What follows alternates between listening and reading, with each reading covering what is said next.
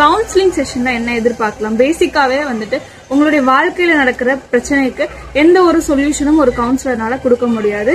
அதற்கு காரணம் கவுன்சிலிங்கோட மோட்டிவ் எல்லா மனுஷங்களுக்கும் அவங்களோட வாழ்க்கை வாழ்வதற்கான பொட்டென்ஷியல் அவங்களுக்குள்ள இருக்கு.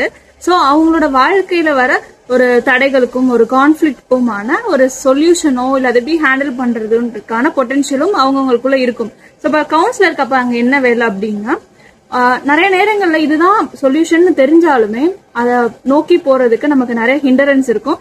அது பிசிக்கல் ஹிண்டரன்ஸ், அதாவது உங்களுக்கு வெளியில இருக்கிற தடைகள் மட்டும் இல்ல, மன ரீதியான தடைகள் நிறைய நமக்கு இருக்கும். ஸோ நம்ம நிறைய கம்ஃபர்ட் ஜோன்ல இருந்திருப்போம், நமக்கு சில பிலீஃப் சிஸ்டம் இருக்கும், அது எல்லாமே நமக்கு ஹெல்ப் பண்ணாது. ஸோ அந்த மாதிரியான நேரங்கள்ல உங்களுக்கு ஒரு கவுன்சிலரோ ஒரு தெரபிஸ்டோ ஒரு சேஃப் ஸ்பேஸ் கிரியேட் பண்றது மூலியமா கொஸ்டின்ஸ் கேட்டு உங்களை ரிஃப்ளெக்ட் பண்ண வைப்பாங்க. உங்களுக்கு கொடுக்கப்படுற இன்டர்வென்ஷன்ஸும் உங்களை யோசிக்க வைக்கிற மாதிரியாகவும் உங்களுக்குள்ள இருக்கிற ஸ்ட்ரென்த்ஸ் என்ன அப்படின்றத ஐடென்டிஃபை பண்ணக்கூடியதாகவும் இருக்கும்.